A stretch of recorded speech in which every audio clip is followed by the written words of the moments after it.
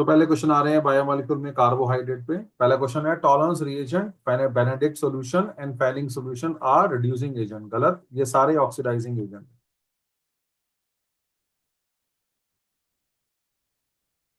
Mild oxidising agent like bromine water convert glucose to gluconic acid. बिल्कुल सही, आपने ये रिएक्शन पढ़ा भी हुआ है।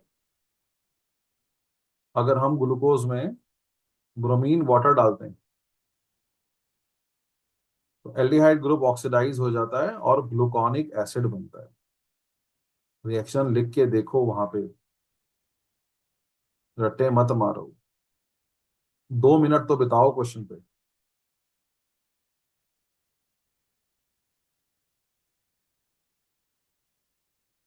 ग्लूकोज और fructose are reducing sugar. Yes, क्योंकि ये टॉलरेंस रिएजेंट को, फैलिंग सॉल्यूशन को रिड्यूस करती हैं, खुद आराम से ऑक्सीडाइज हो जाती हैं। Glucose and fructose contain free aldehydic and ketonic group adjacent to OH group. Yes, NCERT में इस बात पे बड़ा फोकस किया हुआ है। एनसीईआरटी कहती है ऐसे कंपाउंड आसानी से ऑक्सीडाइज हो जाते हैं। एनसीईआरटी कहती है ऐसे कंपाउंड आसानी से ऑक्सीडाइज हो जाते हैं जिनमें कार्बोनाइल ग्रुप के साथ वाली कार्बन पे एचओएच लगा हो। Glucose and fructose contain free aldehydic ketonic group adjacent to CHOH group. ये जो ग्रुप होता है सीएचओएच, ये इजिली ऑक्सीडाइज हो जाता है बाय टॉलरेंस एंड फैलिंग। ये इजिली ऑक्सीडाइज होने वाला, थोड़ा टफ इंफॉर्मेशन है लेकिन एनसीईआरटी ने इस पे जिक्र किया हुआ है, इसलिए हम इसका आंसर ए ले रहे हैं। टॉलरेंस रिएजेंट और Fehling solution test glucose fructose देते हैं, इसके पीछे जो एक बहुत बड़ा कारण माना जाता है वो है प्रेजेंस ऑफ सीएचओएच। सीएचओएच ग्रुप अगर कार्बोनाइल ग्रुप के साथ में अटैच हो तो सीएचओएच ग्रुप की ऑक्सीडेशन बढ़ जाती है। ये आसानी से ऑक्सीडाइज कर देता है, ऑक्सीडाइज हो जाता है, जिससे टॉलरेंस और फैलिंग टेस्ट आने में आसानी होती है। इसका काफी बड़ा मैकेनिज्म भी है बट उसमें हम जा नहीं सकते। पर आपको एनसीईआरटी पढ़ोगे तो आपको ये वर्ड शायद मिल जाएगा। सुक्रोज एक नॉन रिड्यूसिंग शुगर है, ये बात सच है। आपको पता है नॉन रिड्यूसिंग शुगर में सुक्रोज आती है और सारे पॉलीसेकेराइड आते हैं। सुक्रोज में C1 कार्बन अल्फा ग्लूकोज की और C2 कार्बन बीटा फ्रक्टोज की जुड़ी होती है, ये बात भी सच है। इन दोनों का आपस में कोई संबंध नहीं है। बी आंसर है। सुक्रोज नॉन रिड्यूसिंग शुगर क्यों है, इसका राइट आंसर ये है कि एनोमेरिक कार्बन कोई भी फ्री नहीं है, इनकी इनमें दोनों एनोमेरिक कार्बन ब्लॉक्ड है। Glucose get oxidise to gluconic acid by bromine, ये बात सच है, अभी दिखाया था मैंने। ग्लूकोज में कीटोनिक ग्रुप होता है, गलत, ग्लूकोज में एल्डिहाइडिक ग्रुप होता है।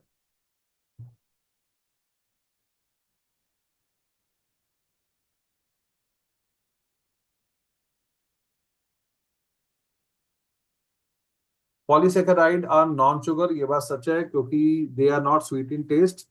शुगर ऐसे कंपाउंड होते हैं जो खाने में मीठे होते हैं, पॉलीसेकेराइड खाने में मीठे नहीं है, तो ये नॉन शुगर है। Carbohydrate which yield large number of monosaccharide are called as polysaccharide, ये बात भी सच है। इन दोनों का आपस में कोई संबंध नहीं है, बी आंसर है।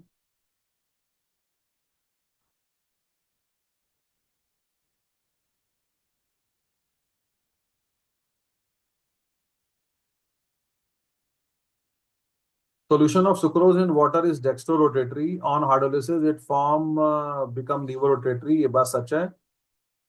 सुक्रोज को जब हम पानी में डालते हैं, आपको पता है सुक्रोज को इस कारण से इन्वर्ट शुगर भी कहते हैं। तो ये ग्लूकोज और फ्रक्टोज बनाती है। सुक्रोज डेक्स्ट्रो है, ग्लूकोज डेक्स्ट्रो है, फ्रक्टोज लीवो है। इसका रोटेशन एंगल -52 है, +52 है, सॉरी। इसका रोटेशन एंगल -72 है, सॉरी -92 है। इसलिए ओवरऑल सोल्यूशन ये लीवो माना जाता है। तो हम ये पढ़ाते हैं कि सुक्रोज को इन्वर्ट शुगर कहते हैं क्योंकि वो इन्वर्जन शो करती है। लिखा हुआ है sucrose on hydrolysis give unequal amount of glucose fructose, गलत। ये बराबर मात्रा में बनाती है ग्लूकोज फ्रक्टोज। फिर ये सोल्यूशन लीवो क्यों है, ये लीवो इसलिए है क्योंकि ग्लूकोज का रोटेशन एंगल कम है, फ्रक्टोज का रोटेशन एंगल नेगेटिव में ज्यादा है, इसलिए ओवरऑल जो एवरेज निकलेगा तो पूरा सोल्यूशन ओवरऑल लीवो कैटेगरी में फॉल कर जाएगा।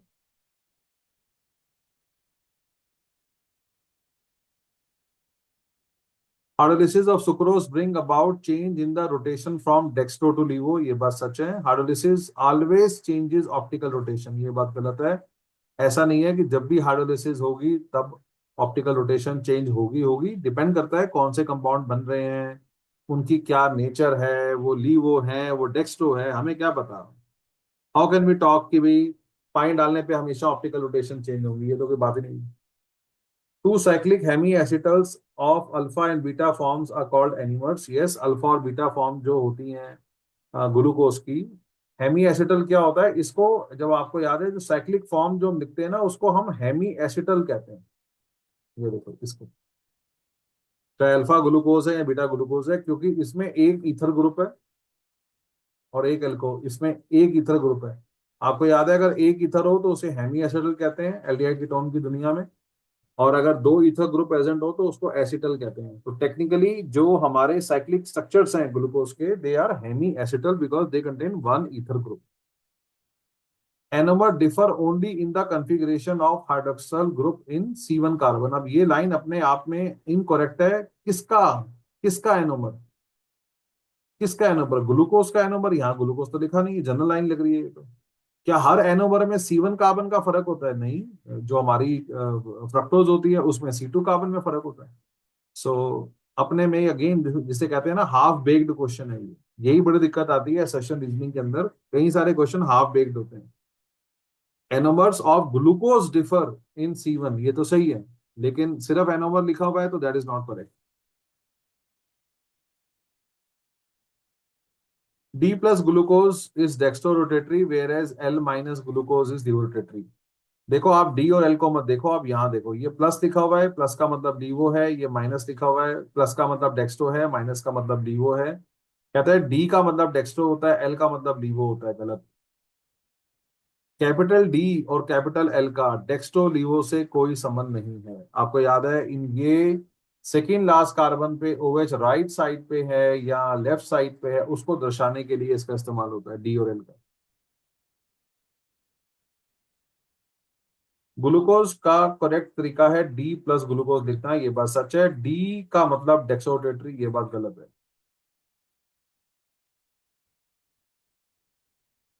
डीऑक्सीराइबोज एक कार्बोहाइड्रेट है, ये बात सच है, क्योंकि इसमें एल्डिहाइड ग्रुप होता है, इसमें बहुत सारे OH ग्रुप होते हैं, और इस ये एक ऑप्टिकली एक्टिव कंपाउंड है। आपको पता है ऐसे कंपाउंड कार्बोहाइड्रेट माने जाते हैं जो जिनमें एल्डिहाइड या कीटोन में से कोई एक ग्रुप हो, बहुत सारे OH ग्रुप हो और कंपाउंड ऑप्टिकली एक्टिव हो। Carbohydrates are hydrates of carbon.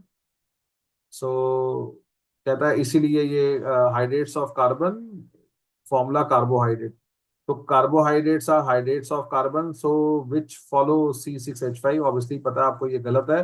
Carbohydrates को हाइड्रेट्स ऑफ कार्बन नहीं माना जाता। बहुत सारे कार्बोहाइड्रेट्स हैं जो इस फिनोमेना को फॉलो नहीं करते। तो we don't call carbohydrates at hydrates of carbon.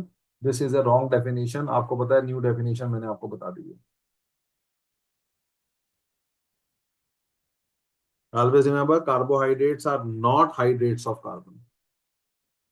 Glucose डेट करता है हाइड्रोक्सिल अमीन से ऑक्साइन फॉर्म करता है and also add a molecule of HCN to form cyanohydrin, ये बात सच है। ग्लूकोज कुछ रिएक्शन एल्डिहाइड के दिखाता है, उनमें से ये एक रिएक्शन है हाइड्रोक्सिल अमीन के साथ भी और HCN के साथ भी, दोनों हमने करा रखे हैं। Carbonyl group present in the open stage structure of glucose, बिल्कुल सच बात है, इसीलिए तो वो ये रिएक्शन दिखाता है। ये आंसर है। जो ओपन, देखो क्लियर लिखा गया ना ओपन चेन, ये वर्ड मेंशन करना जरूरी है। अब साइक्लिक फॉर्म में तो होता ही नहीं है, लेकिन आपको पता है, आपने जो ओपन चेन फॉर्म है, जो लीनियर फॉर्म ऑफ ग्लूकोज है, उसमें आपने ये रिएक्शंस पढ़े हुए हैं। Glucose forms hydrogen sulphide addition product NaHSO3, ये फॉल्स है, एनसीईआरटी में लिखा हुआ है। ग्लूकोज सोडियम बाइसल्फाइड के साथ कोई भी रिएक्शन नहीं दिखाता। Glucose give all the reactions of aldehyde, ये बात भी गलत है। एसेशन रीजन दोनों रॉन्ग है यहाँ पे, क्योंकि आपको पता है बहुत सारे रिएक्शन ग्लूकोज एल्डिहाइड के नहीं दिखाता, जैसे सोडियम बाइसल्फाइड के साथ रिएक्शन नहीं दिखाता। ऊपर हाइड्रोक्सिल अमीन के साथ रिएक्शन दिखा रहा है, लेकिन इसके साथ नहीं दिखाता। तो साइक्लिक स्ट्रक्चर ऑफ ग्लूकोज कईयों में ब्रेक करके लीनियर फॉर्म में कन्वर्ट हो जाता है। तो कुछ रिएक्शन लीनियर के आते हैं, कुछ रिएक्शन लीनियर के नहीं आते हैं, कुछ रिएक्शन एल्डिहाइड ग्रुप के आते हैं, कुछ के नहीं आते। तो दोनों रॉन्ग है इसके अंदर। Glucose does not react with sodium bisulphide, ये बात सच है। Glucose does not, is not so reactive, ये लॉजिक नहीं है। लॉजिक ये है कि ग्लूकोज में साइक्लिक फॉर्म होती है, हमेशा याद रखो। अब ये वक्त नहीं है पढ़ाने का, ये ग्लूकोज हमेशा साइक्लिक ही है। कुछ ऐसे कंपाउंड हैं जैसे HCN है, हाइड्रोक्सिलामीन है, ये इसकी साइकिल को ब्रेक करके इसको लीनियर में कन्वर्ट कर देते हैं, इसीलिए रिएक्शन आ जाता है। अब कुछ ऐसे कंपाउंड है जैसे सोडियम बाइसल्फाइड, वो इसको लीनियर में कन्वर्ट ही नहीं कर पाते, तो फिर रिएक्शन नहीं आता। तो प्रॉब्लम क्या है, ग्लूकोज तो साइक्लिक ही है। नाउ दिस इज ब्रह्म ज्ञान। Glucose is never linear, glucose is always cyclic.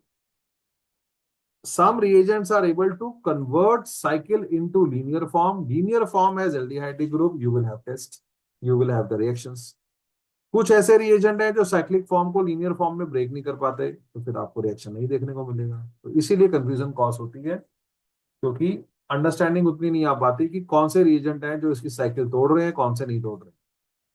Maltose lactose are example producing sugar, बिल्कुल सच बात है। आपको पता है सारे मोनोसेकेराइड प्रोड्यूसिंग शुगर है, और सुक्रोज को छोड़ दो तो दोनों डाइसेकेराइड प्रोड्यूसिंग है। Why they reducing sugar? Because they reduce falling and tolerance. बिल्कुल सही आंसर है। ऐसे कंपाउंड जो टॉलरेंस टेस्ट देते हैं, फैलिंग टेस्ट देते हैं, they are basically called as reducing sugar. कोई सवाल किसी का यहाँ तक?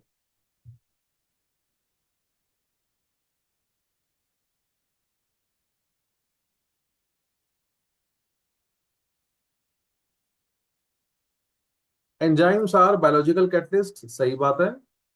Enzymes are protein, but all proteins are not enzyme, बिल्कुल सही बात है। बी आंसर है।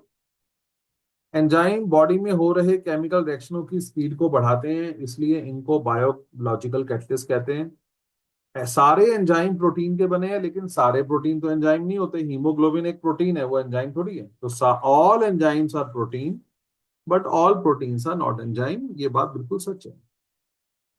All enzymes found in the cell invariably are protein, yes, and they catalyze the biochemical reaction. सारे प्रोटीन हैं और कैटलिस्ट का काम करते हैं।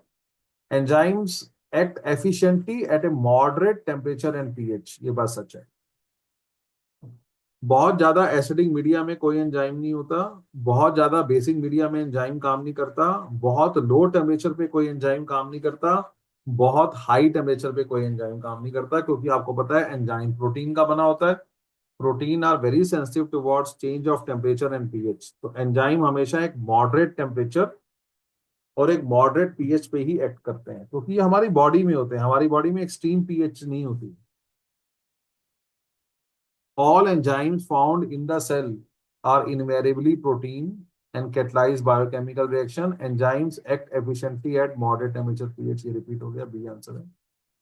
Enzymes are specific for a particular reaction and for a particular substrate. हमने कहा था एंजाइम लॉक एंड की थ्योरी के सिद्धांत पे काम करते हैं। जैसे हर ताले की एक चाबी होती है, उसी प्रकार हर एक रिएक्शन के लिए एक अलग एंजाइम होता है। एंजाइम बायोकैटलिस्ट होते हैं, ये बात भी सच है, लेकिन इन दोनों का आपस में कोई संबंध नहीं है। इन the presence of enzyme, substrate का मतलब होता है बायोलॉजी में, रिएक्टेंट को सबस्ट्रेट कहते हैं। Molecule can attach the reagent effectively. जब एंजाइम हमारे पास हो, in the presence of enzyme, तो जो रिएक्टेंट मॉलिक्यूल्स होते हैं, they are attacked by reagent effectively.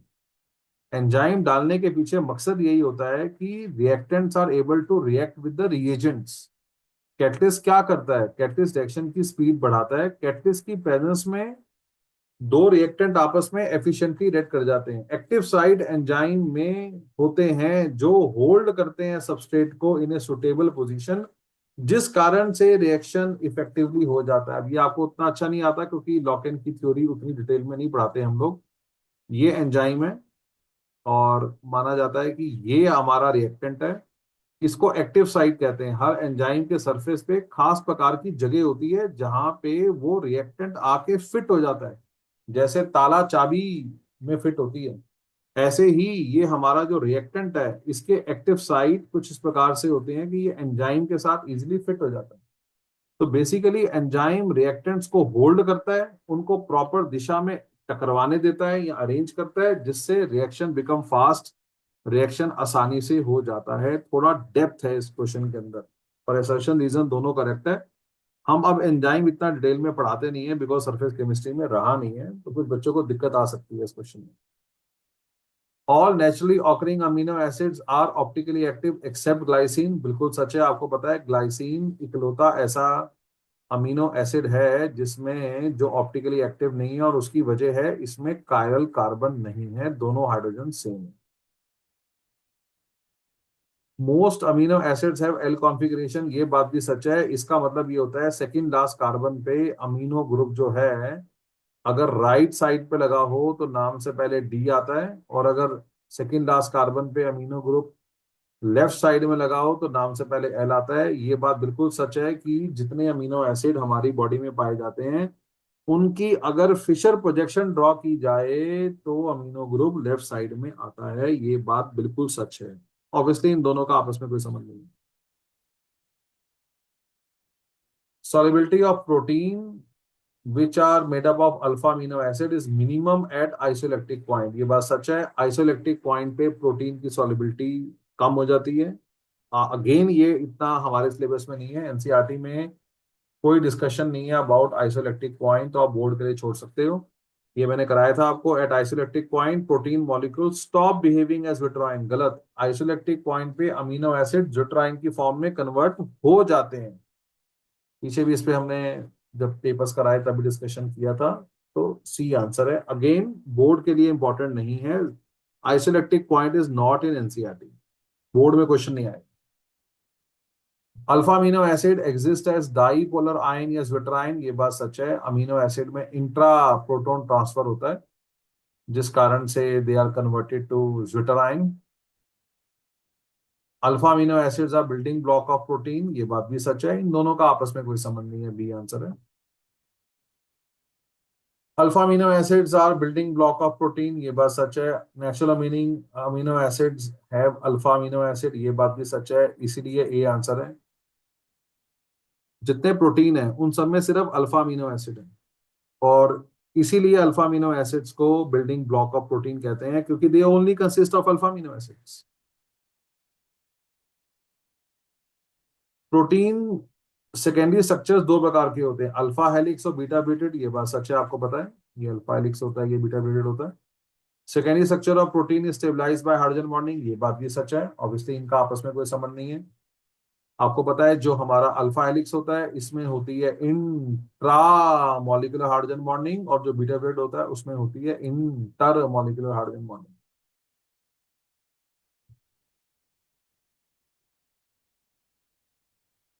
Denaturation of protein does not change the primary structure, सच बात है।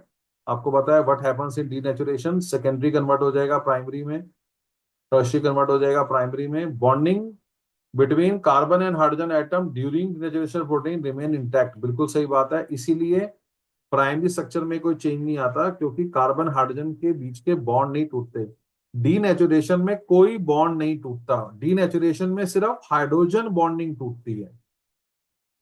केवल हाइड्रोजन बॉन्डिंग टूटती है ड्यूरिंग डीनेचुरेशन। जो आपके अमीनो एसिड आपस में पेप्टाइड बॉन्ड वगैरह बना के बैठे हैं उनमें कोई चेंज नहीं आता।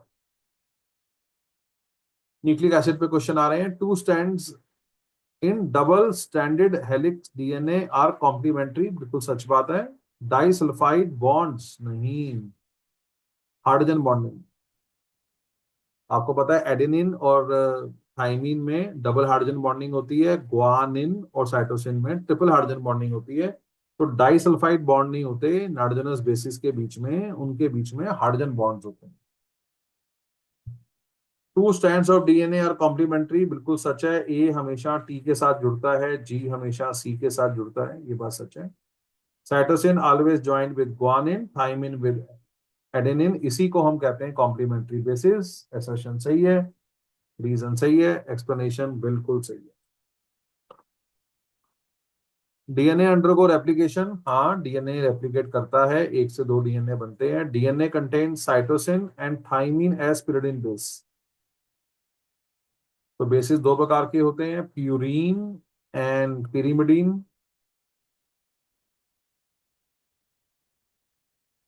प्यूरिन बेस कौन से होते हैं, एडेनिन एंड गुआनिन, और ये क्या होते हैं, सीपीयू। ये क्या कह रहा है, साइटोसिन और थाइमिन आर पिरिमिडिन बेस, बिल्कुल सही बात है। साइटोसिन और थाइमिन पिरिमिडिन बेस है, लेकिन ऑब्वियसली इन दोनों का आपस में कोई संबंध नहीं है।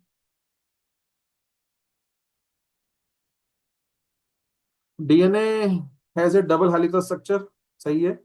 Two strands of DNA are exactly similar, गलत। आपको पता है two strands of DNA are complementary to each other, they are not similar, they are complementary.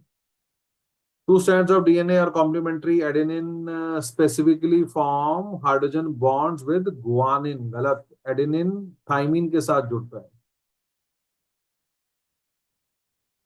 Adenine और थाइमिन में डबल हाइड्रोजन बॉन्डिंग होती है, गुआनिन हाइड्रोजन में ट्रिपल हाइड्रोजन बॉन्डिंग होती है। Purine base present in DNA are adenine and guanine, ये सच है। The base thymine is present in RNA, गलत। गलत। आरएनए में होता है AGCU और डीएनए में होता है AGCT।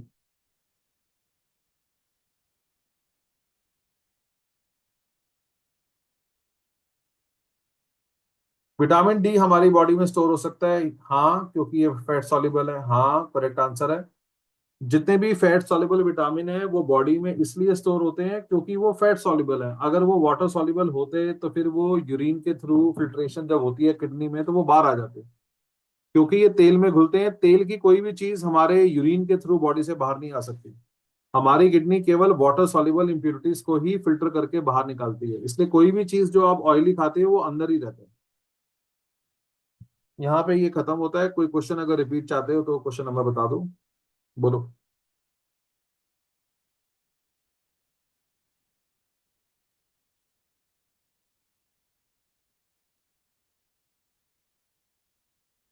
ठीक है, इतना काफी।